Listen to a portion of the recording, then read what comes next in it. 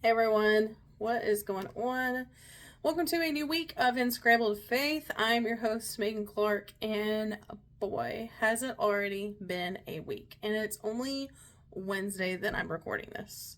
But it honestly feels like it's at the end of the week. The reason why is because things have been happening. I don't want to necessarily say out of my control because there was definitely some control in the matter. But when I tell you that I am not only like a procrastinator, but I don't even feel like I know myself. Let's be honest. We're gonna have a real moment, you guys.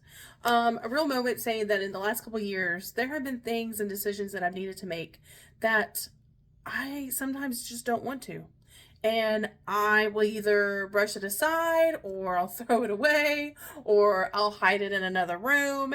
And I'm just like, you know what? This is not a priority right now. I'm not going to let it drain my energy. It's not my priority. It's not that it's necessarily not a priority in general, because when I get to where I share what happened this week, you'll know that some of this should have been a priority, but at the time it just didn't feel like it. And if you're anything like myself, a fellow spicy brainer, here's the thing. When it comes to not only decision making, but making phone calls, whew, let's take a deep breath right there, because if you can relate, you know. And it's not just the simple act of like a phone call in general, okay? Because I can call up one of my parents. I can call up a friend. I can call up my husband. Those things I want to do. But it's the things that we don't want to do, right? The things that we don't care for. The things that we would be like, you know what? That's okay. I'm okay. I'm gonna be all right. And let me tell you, I thought that this month and last month was already a lot, having to make all of these different types of like doctor's appointments for all the things. And might I add in a little plug? Some of those things not even being necessary. Yeah. But here's the thing: other things that I've not wanted to make phone calls for example, is scheduling an appointment to bring my car in for maintenance. Not just any kind of routine maintenance, but maintenance that involves recalls. Yes, you heard that correctly. Recalls, like plural, meaning more than one. Yes, guilty is charged, you guys. The last year, maybe 2 years, but for sure at least the last year, I knowingly, at one point or another, would get something in the mail that more likely said something along the lines of, your car is a recall. I will tell you that, depending upon the severity of so many things, right? Was it my time of the month? Was I having a hot flash? Was there one of the 100th plus symptoms of perimenopause? Was I having a bad day? Who in the right mind knows? But what I do know is that all 3 out of 4 mailers at some point or another were tossed in the trash. Yes, I know. There's some of you guys that might be watching the video or listening to me streaming through your local podcast, wherever you listen to this podcast at. And you could be, for one, maybe you're type A, shaking your head. And you're like, that's important. Maybe gasp. But if you're like my people that are type B, my people that would have been like, I would have thrown that away too. Or could end up, honestly, I'll say this. I didn't like outright throw them away in the beginning. Okay. I didn't outright throw them out in the beginning. I let it marinate in piles around my house, my little ADHD piles. Okay, guys, we all have them. In fact, I'm staring at one to my right-hand side in my office right now because I have one right here. 2, actually. But my ADHD piles over the last year or two got added to it. And I'm sure along the way, it just got swept up underneath other things.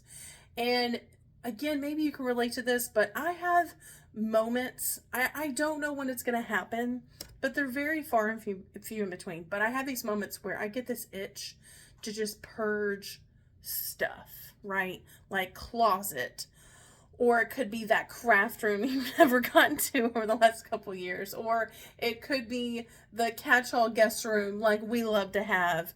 who cares, right? Who knows? It could be so many different things. But the truth is that we all have those moments, right? Where it's like, grab a trash bag. I'm feeling overstimulated. I need to purge. I need to cleanse. I don't care what's in my way or what gets thrown away and then just goes in the trash. Here's the consequence to that. And it happens so many times, you guys, to me, so many times, that maybe a couple weeks later, a couple days later, maybe a month down the road, I'm looking for something and I can't remember verbatim what I did with it. I don't know if it's still in the house, but what I do know more likely is that I threw it away. Yes. So circling back, 3 out of the 4 of these notification mailer things that I got, threw them away. Because I'm spicy brain, never once have I forgotten mentally in my brain, right? I've saved it mentally where I'm like, girl, you need to get your butt into the car dealership because who knows what's happening to your car. And I tell you, this is what's happening, is that 2 of the 4 recalls have started happening to my vehicle.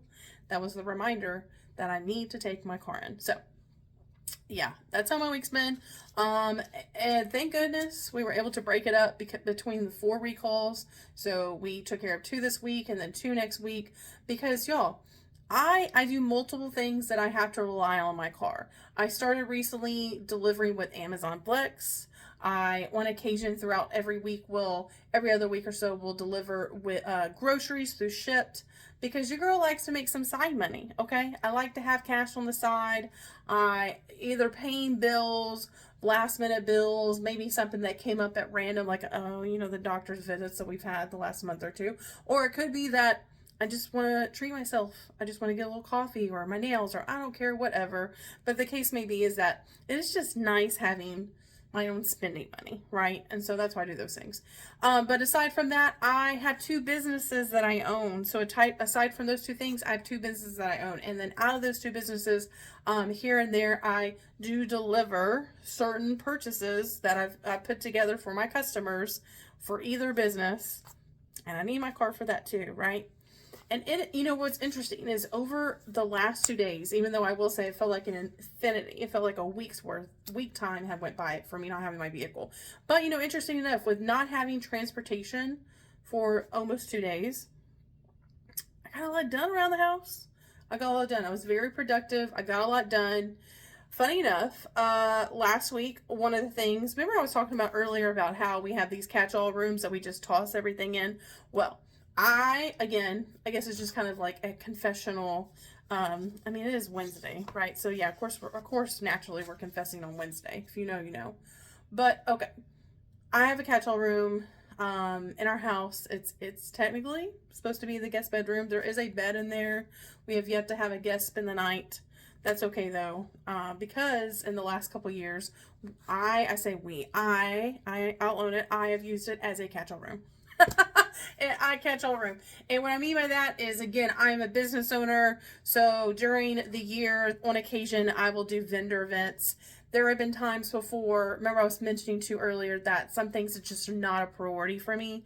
Well, I'll put some of my products up and things of the matter of that I use at these vendor events.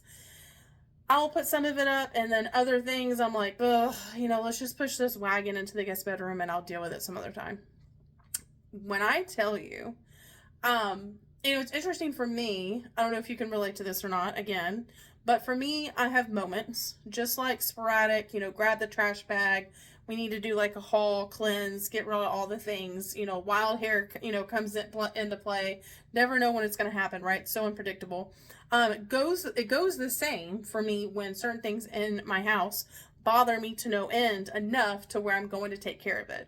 One of the things that I will say that I've worked really hard on in the last year or 2 in my therapy sessions, weekly therapy sessions, is the fact that there are things that I, in the past, would have either given myself a really hard time about not addressing and getting to as soon as possible, or just putting pressure on myself to push myself to no end and then do all the things every single day, all day. However, I've worked really hard to undo that, I would say in the last year or 2, for sure the last year, to where it's like, okay, if it bothers me enough, I'll take care of it. There's not a timeline on any of that. And to each their own, everybody's different. But for me, you know, like I said, going back earlier, that I don't really have people over that often. And with that being said, I didn't really have to address getting things done in our guest bedroom. However, with starting a new business, a second new business, I wanted to make sure that I'm getting a little bit more put together, a little bit organized. And it's the end of the season for my Scentsy business. It's the end of the catalog season. And I knew in our guest bedroom that I had samples in there and who knows what else, you know, products in there and who knows what else. And so I was like, you know what? It's the end of our catalog season. We're getting ready to go into fall. And with me starting up this second business, I'm like, okay, the last thing that I want is for whatever is happening and taking place in the guest bedroom, I want to address it. I feel like at that time, with my neurospicy brain, that I had enough energy to focus, like spend the day basically focusing in on that room, getting it all done, organizing it. And I'm like, I'm not doing anything else. That was my main focus. And I was so glad, you guys, that I did it.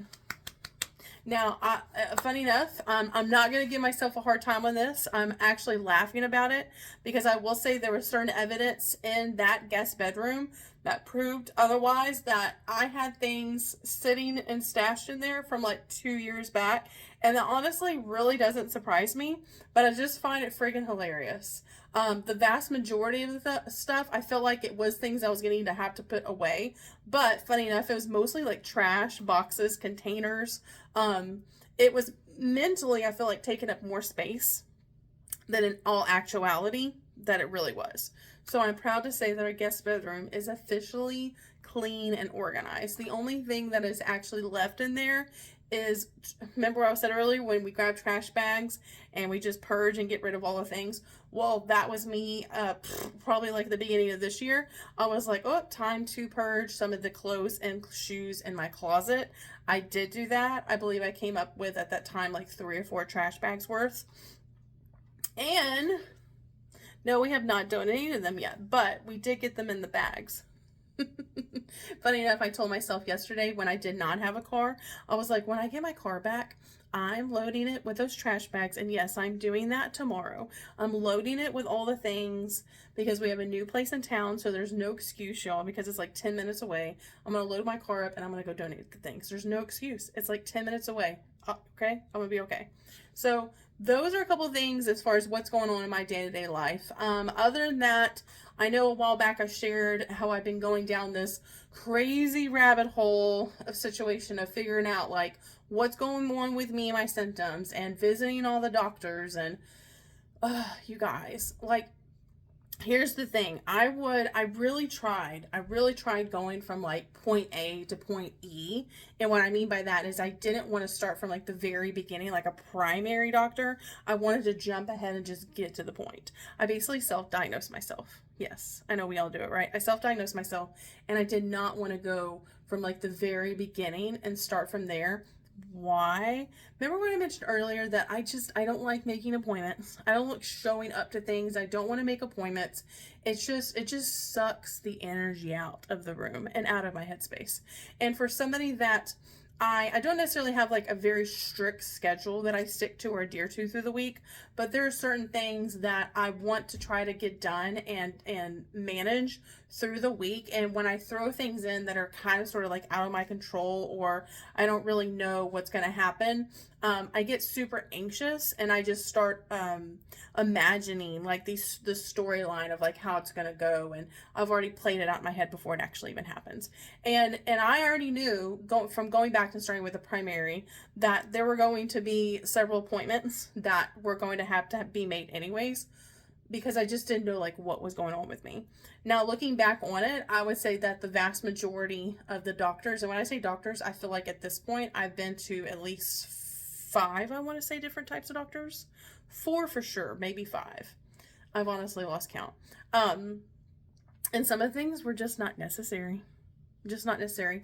And I will say that it is super hard, but super important to not only advocate for yourself, but focus on your symptoms. Don't let anybody tell you otherwise. we know how we feel, right? At the end of the day, like, we know how we feel. We know what's going on with our bodies. There are certain things that we have to, as individuals, like, stick up for ourselves. Don't take no, and fight. Fight to no end. And I will say that like I said, there are certain doctors that I went to that I'm like, you know what? This is kind of a waste of time. And there were others where I'm like, okay, I am glad that I came to this one. So at this point, a little update as far as like where I'm at with all that is I had some additional blood work done, a full panel, which that was fun. Good thing I've been taking my vitamins to no end. Because when I tell you the amount of vials of blood that they took, it was something. And so I've been waiting to hear back from those results. I think they've already actually hit the MyChart app. But I've got to go. I'm not even going to look at it, honestly. I tried looking at it the other day. Didn't really understand most of it, to be honest. Funny enough, I'm like, you know what? I don't need to know these terms, but I'm just looking at like the color. I don't know if y'all seen where it's like like your blood work where it's like green or red or yellow or in between. I'm like, well, most of it looks green, so I'm going to assume that we're okay for the most part. So that's been interesting. And at this point, I will be soon following up with, I believe, another appointment with my gyno. And we are going to either go down the road of possibly looking at hormone replacement therapy, which I am all for. I've done my research on it, and I'm all for. I feel very comfortable with making that decision. However, I want to advocate for myself and rule out PCOS first. That is something that genetically is my mom, I believe, her family line is a carrier, my sister's a carrier, and at this point we're seeing if I am as well. I do have some symptoms that point to the fact that PCOS is possible. However, on the other hand, it could also very well be lined up with perimenopause. So now I know without a shadow of a doubt that I do have perimenopause, but I guess at this point what we're going to need to look into is like if it's that and PCOS. So good times, right? Lots and lots of fun. So that's where we're at with that. So I'm excited because I know that I mentioned last time we did our podcast, I mentioned a little bit about my new business adventure. I don't think I got into a lot of detail about it, but I did mention it, like a little plug-in. I'm super excited because I feel like not only what I'm going to talk about today, but also my new business adventure kind of goes hand in hand, which I think is really cool. So, with that being said, question for y'all, full food for thought for the week, is what happens when the matriarch in your family passes away? What happens? So, for me, speaking in relation how that applies like to my own life, is something I had a conversation with a friend quite a while back. And one of the things that we talked about was that she and I had this understanding, not really understanding, but I guess that we agreed that both of our grandmothers would be otherwise referred to as like the matriarch of the family. And when they passed away, it was almost like that they really were like the glue that kept our families together. And whenever they passed away, things crumbled, people changed, or otherwise true colors came out, I'll say. But then also life changed, and things just kind of shifted, right? So like what happens whenever whoever the matriarch is in your family, like what happens when they pass away? Is that the case? Like, is that maybe perhaps what happened to you? If you can relate that, like myself, that everything seemed great, everything seemed fine. However, when my grandmother passed away, my Mimi passed away, it just seemed like the family dynamic changed. People's true personalities, I would say, came out. The relationships with others shifted, changed, went away. It was almost kind of frightening, I will say. I don't know if that's the right word, but it was almost very frightening and just unexpected with some of my cousins, some of my family members, and just some of the decisions and choices they were making at the time. Who's to say the passing of my Mimi, of our grandmother, had anything to do with that? However, what I do know is that my grandmother was our like prayer warrior. If anything, she was probably could be found praying from sun up to sundown, praying for anyone, everything, whether you asked for it or not. She was a prayer warrior. And I will say that I know for a fact that I wouldn't be where I'm at today, and I wouldn't be the person that I am had it not been for her prayers for me.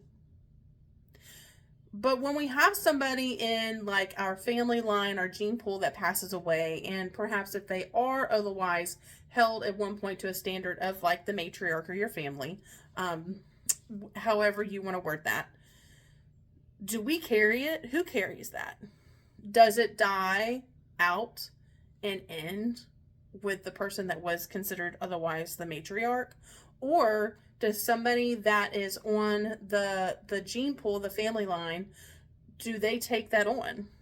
Do they feel otherwise pressured to take it on? I know that when my Mimi passed away, my grandmother, one of the things that I found really hard, really difficult to witness and process was that without her actually like vocalizing it, my mom adapted and took on that role that my grandmother carried. So I noticed that her siblings then turned to her for comfort, for have conversation, to vent, for prayers, for guidance. And I don't really necessarily think that there was a conversation to be had, right? That she was like, I volunteer as tribute. I really don't think that happened. I think it was just kind of this unspoken truth. She was the oldest of her siblings, and it just naturally happened.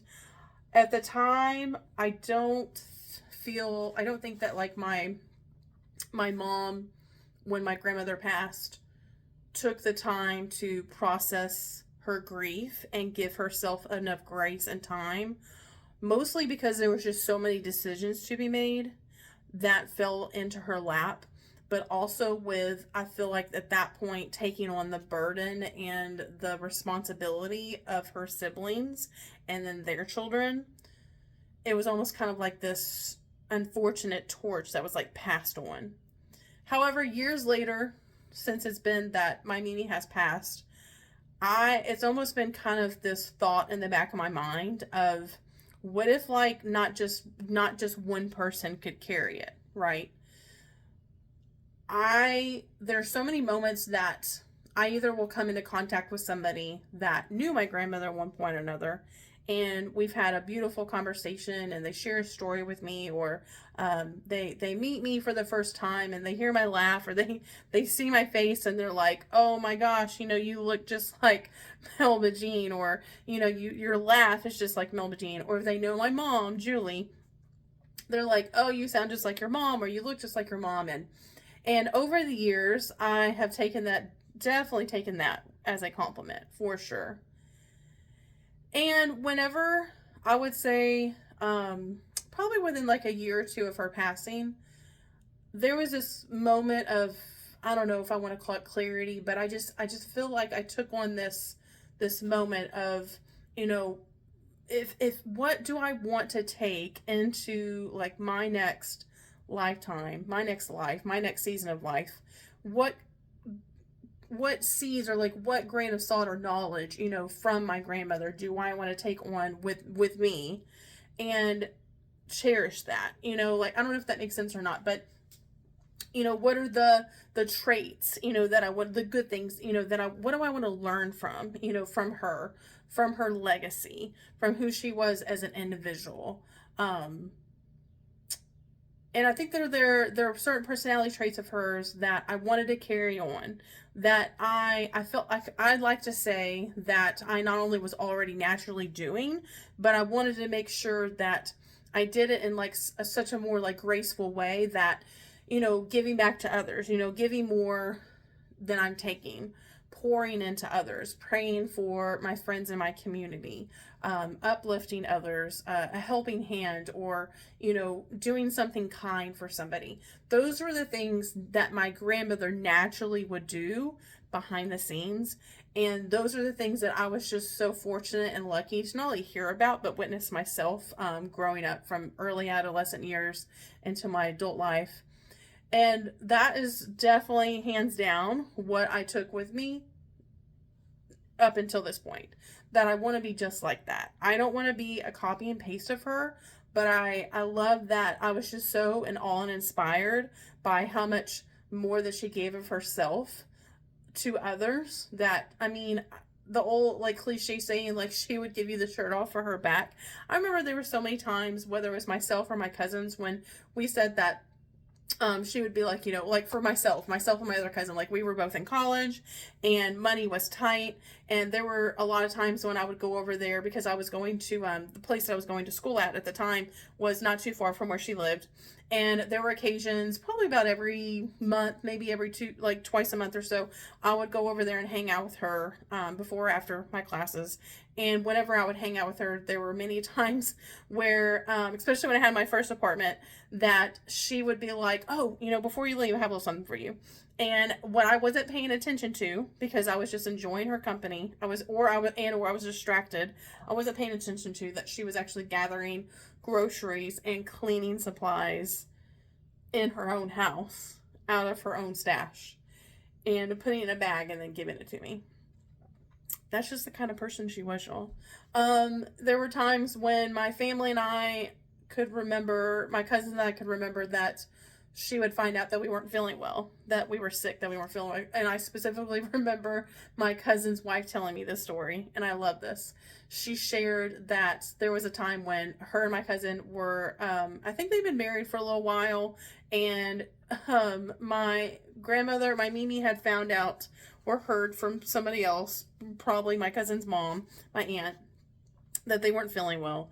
And she was like, my grandmother insisted. She was like, I want to bring y'all something, let me whip up some stew, let me bring something. And my cousin was like, no, that's okay. I don't want you out on the road. Probably, I'm assuming maybe colder season around that time. And that's just not her. You can't tell her no, right? Especially, I feel like strongly at this point that God was putting these things on her heart. And I know that because that's how I am now. When God places somebody's name on my heart, whatever it is that he's asking me to do with that name or with that person, I'm going to do it. I'm going to do it. Not going to question it. I've done this so many times before. I've talked about that in the past on this podcast. I'm not going to question it. I'm just going to be faithful. Even if my faith is as small as a mustard seed, I'm going to be faithful and I'm going to follow through. And that's what she did. She wasn't going to let anybody tell her no, stop her, come hell or high water. And my cousin said that they were both like, don't get out on the road. It's too cold. Don't worry about it. And then my cousin's wife said all of a sudden, she heard a knock at the door. The doorbell rang. She goes to open the door. Nobody's there. But there's a brown, probably Kroger's bag. I'm probably more likely Kroger's bag, but there was a brown grocery bag on their doorstep, and there was homemade soup ready to go, crackers, I'm sure, some other things, and isn't that just a beautiful? I love that so much. That's a beautiful story. That's a beautiful memory. And, just when we're we don't want somebody to burden themselves, right? Or maybe we're prideful and don't want to ask for help, or it could be that, and here's the thing is that my grandmother lived a very frugal life. She lived with the bare minimum and she was perfectly content with that. For her, as long as she had the comfort and love of her grandchildren, God, her Bible, what did she call it? I think it was her lunch bunch crew, something like that. But she had this group of ladies that she went to lunch with. I don't know, I feel like, no, never mind. Thinking about somebody else, sorry y'all.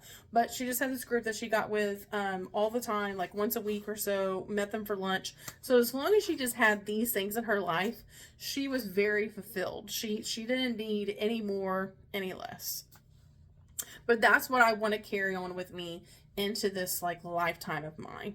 While I have, my life here on earth, like that's what I want to carry on as her legacy. So that's where I tie in my new business, A Touch of Melba Jean. So not only is it, I love it so much, it's beautiful, it's named after her, but that's pretty much what I'm doing. I'm curating gifts, baskets, gift boxes, with her in mind, because she always stepped up and she always was just so lovingly putting things together for gifts. I mean, she was one that would, y'all, seriously, like she would shop for gift cards a year in advance while she was at the store, the grocery store. That was one of her favorite aisles, other than the candle aisle, and the soup aisle. Like she would go to the card, wherever aisle had the greeting cards on it. And when I tell you that she would spend a long time, like at least over an hour, perusing through the cards, reading them, making sure, like, thinking about all of us ahead of time, well within a year in advance, and she would have this incredible stash of cards that were just ready to go at a moment's notice. How do I know that? Not only did I witness her purchasing them at times, because sometimes I was with her, or other times I'd call her and that's what she was telling me that she was doing, but also whenever she passed away, one of the things that my mom so lovingly gifted to me, and I still have some of them honestly to this day because I haven't made my way through all of them, but she gifted me her stash of greeting cards, and I just thought that was so cool. But I'm very excited for this business adventure. Not only with the name, because the name to me is carry on her legacy, but every single gift box, gift bag, cup, whatever you name it, that I've put together so far, and will be putting, together in the future, I have her in mind every single time. Blessing, not only hoping for blessings around the gifts that I'm curating, but just the idea that I get to do just like what she did and add a little bit of touch and love and comfort into something that is curated and put together specifically for somebody in mind.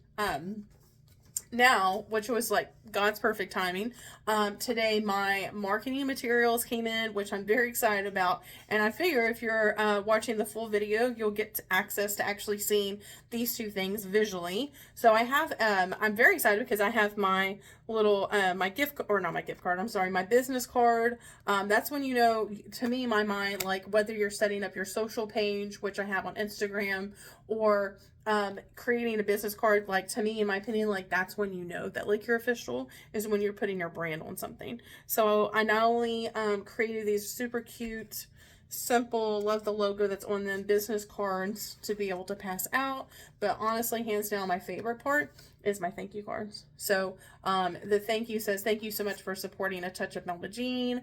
Every gift I create is made with love, inspired by the grace and kindness of my grandmother, Melba Jean. Your support means more than you know. With gratitude. And y'all, my favorite part is a photo of her. Isn't that incredible? I just love it so much. I love the colors, love the print, and it says inspired by Melba Jean. Love you can feel in every box. I just love that so much. And what's really nice too is this is the office where I do put my gift baskets, my gift boxes together. And right in front of me, although y'all can't see it, I have a photo of her and myself from my college graduation, which I just think is so awesome. But yeah, I just want to share that little tidbit with you guys. But I feel like that ties in, right? Like what we were talking about is, what happens when somebody that in our family that we've held to a certain point, whether, I don't want to say like necessarily like a pedestal, but, somebody that maybe, of an older generation that we've looked to for guidance and support and comfort, what happens when they pass on to, their next life, what do I want to say, their next milestone, when they pass on, what happens, do we pick up where they left off? How can we, and I think it's important too for us to find ways to memorialize them, right? And honor them. And whether it's taking on maybe some of their traditions. For example, my birthday's coming up in the next couple weeks. And I just think it's so cool, you guys, that my Mimi's birthday is seriously the next day after mine. So mine's the first and hers is the second. And one of the things that I had decided about a year or two after she passed was celebrating her birthday. So typically I will clear my schedule and I'll do something that she otherwise would like love to go do. And yeah, I do something different every year. I've gone on trips in the past. One of the two of the places that she likes to eat at, hands down, was funny enough, Shipley's Donuts. I'll never forget. She had the really cool old school Shipley's donut coffee mug. So that was something that I definitely will never forget that she had. But she loved going to Shipley's. That was a weekly ritual of hers. And the other place was here local to us, and it's Savannah's. It's actually, I guess it would be considered like a bakery, not necessarily like a deli, but it's like a bakery. But I love that it's like comfort food, so like little tea sandwiches, soups, things like that. But normally that is one of the two places that I stop at during the week of her birthday. And then I also normally treat myself to some kind of outing that I do in honor for her. But what happens, when we have something like that in mind, so I have this business of mine and it's been in the making. It's something I've thought about. I know I also talked about this a while back that, this has been something I've wanted to do at least for like the last 2-3 years. My Scentsy business, there's things that I do with that as far as like in the past when I did like mystery boxes or baskets that I've curated during the holidays, and doing those things in itself brought so much joy to me that I was like, why can't I do that like outside of this business to where I can have a little bit more creative freedom with it. And I love it so much, and it brings joy to, not only people's lives, but it makes their day, and it makes my day because I can tap into my creative side. I love themes. I love playing with color schemes. And I just love being able to put together something that, describes somebody's like favorite things, right? Or what they collect or whatever the time of year it is. But when we have something like this in mind, right? So when we're dreaming big and we have a business venture that we're considering or we're taking on or we're starting up, what happens when we say yes to that and step forward? So what happens when we say yes and we start taking the steps necessary, right, to get our business up off the ground and make the decisions and put it out there to others, right? Because we can't necessarily keep these things ourselves. We have to network, right? And we have to share our excitement and our happiness and get our business name and ideas out there, so then that way we can grow our business, right? And get customers and all the things. But what happens when we say yes and we step forward? I will say that I know from my experience is that I am just so glad that for one, I took the time to be able to not rush this. Again, like I said earlier, this is something that I've thought about doing for 2-3 years, for a long time. For a long time was just kind of an idea, and I put it aside, and it got brought up every now and then, and it was just something that I knew others were continuously coming to me and talking to me about it. I know that God kept continuously placing it on my heart. It was something that just felt right. It just felt good. It felt right.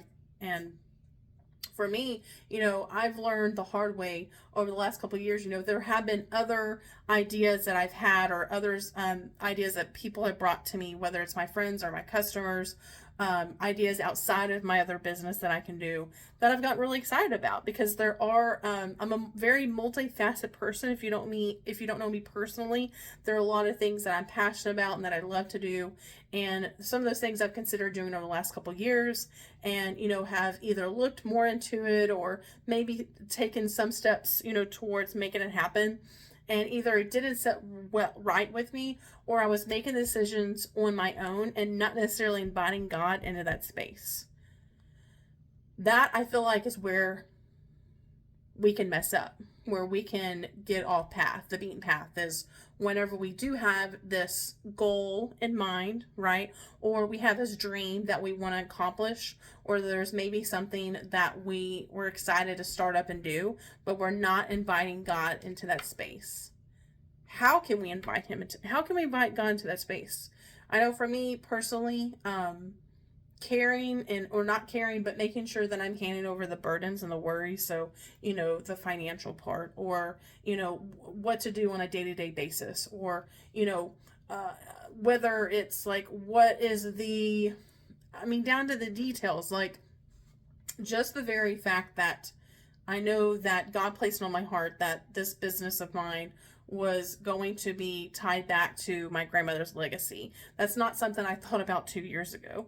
I know that God was putting on my heart back then to just kind of mellow in this idea, to focus on everything else, focus on my spiritual growth, for me to continue going on to therapy, for me to continue working on my marriage, for me to, find areas of my life, like within my friendships, to keep maintaining those, help those grow, show up for others, all these things, right?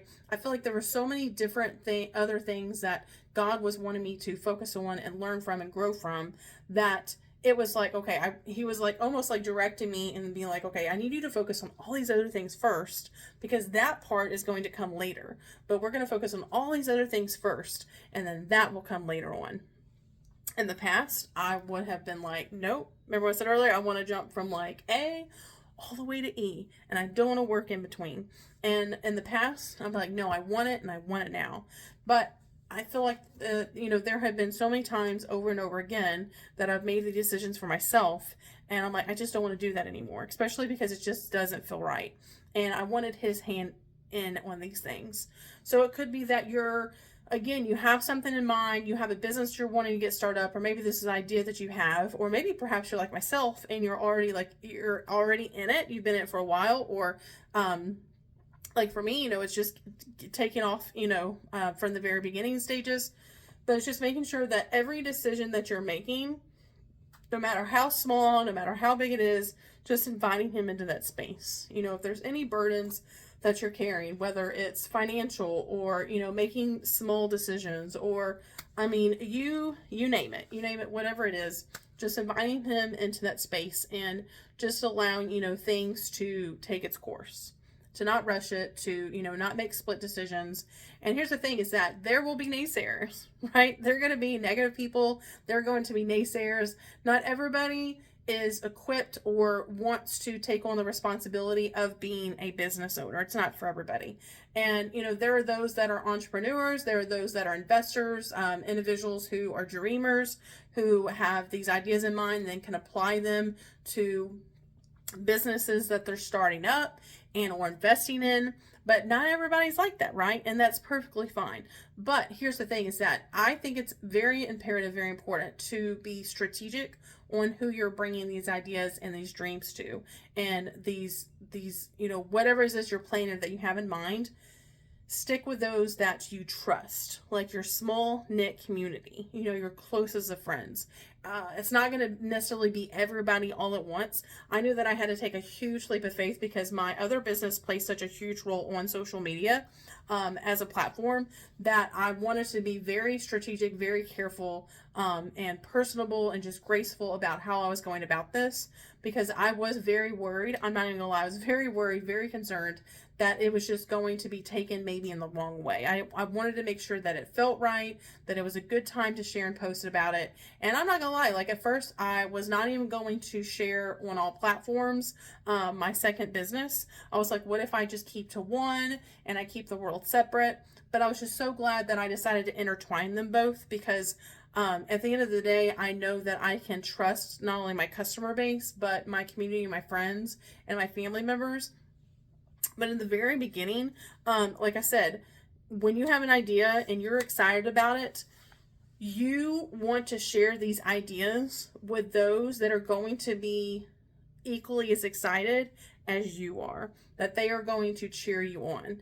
And the unfortunate, sad truth is that not everybody's going to be like that. But as long as you listen to your heart, again, invite God into that space, listen to your heart, trust your gut, trust your instincts, and share with those, because I guarantee you there's going to be somebody that's going to be in your circle that is going to cheer you on, that is going to lift you up, that wants the utmost. They're going to be equally as excited for you because you've been excited for them at some other point.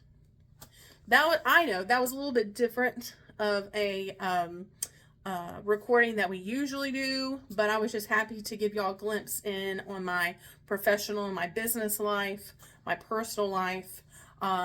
Be sure to comment and let me know if there's anything that you're like, yep, I completely agree with you there, or any advice that you have, I would appreciate.